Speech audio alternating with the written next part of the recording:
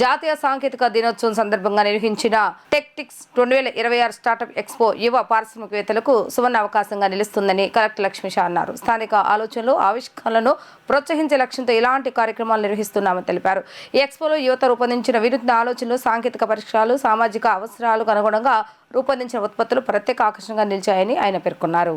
జాతీయ సాంకేతిక దినోత్సవం సందర్భంగా ఎన్కేపల్లిలోని విజయవాడ రతన్ టాటా ఇన్నోవేషన్ హబ్లో జిల్లా అధికార యంత్రాంగం ఆర్టీఐహెచ్ సంయుక్తంగా ఏర్పాటు చేసిన టెక్టిక్స్ ను collector Lakshmisha, RTIH CEO G Krishnan అధికారులతో కలిసి ప్రారంభించారు. ఈ సందర్భంగా కలెక్టర్ మాట్లాడుతూ స్థానిక స్థాయిలో పుట్టుకొచ్చే ఆవిష్కరణలకు సరైన మార్గదర్శకత్వం, మార్కెట్ అవకాశాలు, సాంకేతిక సహకారం లభిస్తే అవి అంతర్జాతీయ స్థాయికి ఎదగగలవు అని అన్నారు. యువతలో ఉన్న సృజనాత్మకతను వెలికితీసి ఉపాధి కల్పనతో పాటు సమాజ సమస్యలకు పరిష్కారాలు చూపించేలాగా ఈ తరహా వేదికలు దోహదపడతాయని అన్నారు.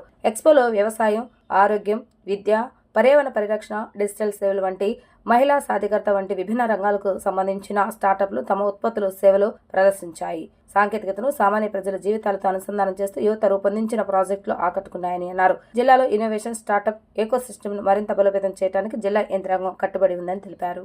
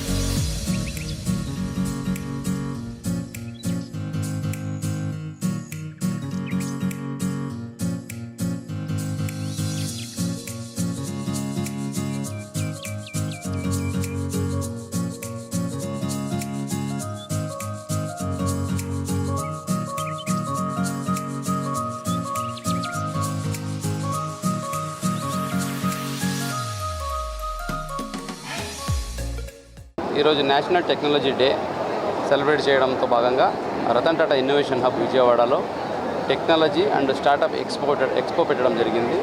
ఇది ముఖ్యంగా ఇండిజినస్ ఇన్నోవేషన్స్ని ఎంకరేజ్ చేయడానికి ఈ కార్యక్రమం చేపట్టడం జరుగుతూ ఉంది. 1998లో పోఖ్రాన్ న్యూక్లియర్ టెస్ట్ సక్సెస్ఫుల్గా చేసిన నేపథ్యంలో ఈ నేషనల్ టెక్నాలజీ డేని ప్రతి సంవత్సరం మే 11వ తారీఖు చేయడం జరుగుతూ ఉంది. దాంట్లో భాగంగా ఈరోజు ఎన్టీఆర్ జిల్లాలో కూడా ఇటువంటి కార్యక్రమం చేసి ఇక్కడ రతన్ టాటా ఇన్నోవేషన్ హబ్ అలాగే స్పోక్ ఏదైతే ఉందో దీంట్లో లోకల్గా ఇండిజినియస్గా చేస్తున్న స్టార్టప్స్ని ఎంకరేజ్ చేయడానికి, వాళ్ళకి మార్కెట్ లింకేజ్ ఇవ్వడానికి, వాళ్ళకి అన్ని రకాలుగా సపోర్ట్ చేయడానికి ఈ కార్యక్రమం చెప్పడం జరుగుతూ ఉంది. సో ఇప్పుడు చూస్తే ఎన్నో ఇన్నోవేషన్స్, వినూత్నంగా ఆలోచించే వాళ్ళు, యూత్స్, స్టూడెంట్స్, అలాగే సెల్ఫ్ హెల్ప్ గ్రూప్ విమెన్ అందరూ ఎన్నో ఆలోచనలతో అలాగే టెక్నాలజీతో ముందుకు వస్తున్నారు. అవన్నిటికీ ఒక సపోర్ట్ ఇచ్చి, మెంటరింగ్ ఇచ్చి, దాన్ని ఎలాగా మార్కెట్ రిక్వైర్మెంట్కి ట్యూనప్ చేయాలి అనే విషయం మీద ఈరోజు ఇక్కడ చర్చలు జరుగుతాయి. రతన్ టాటా ఇన్నోవేషన్ హబ్లో మంచి ఓపెన్ హౌస్ డిస్కషన్ జరుగుతుంది, బ్రెయిన్ స్టార్మింగ్ జరుగుతుంది.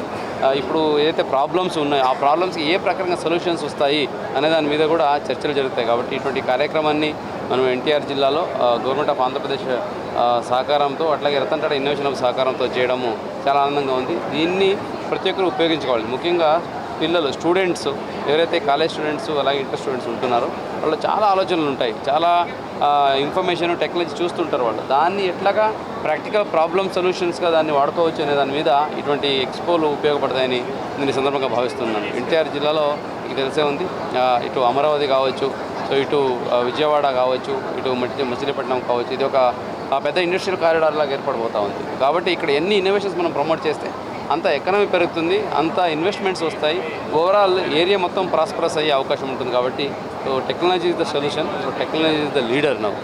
ఎప్పుడు గౌరవ ముఖ్యమంత్రి వాళ్ళు చెప్తుంటారు, we're living in inspiring time.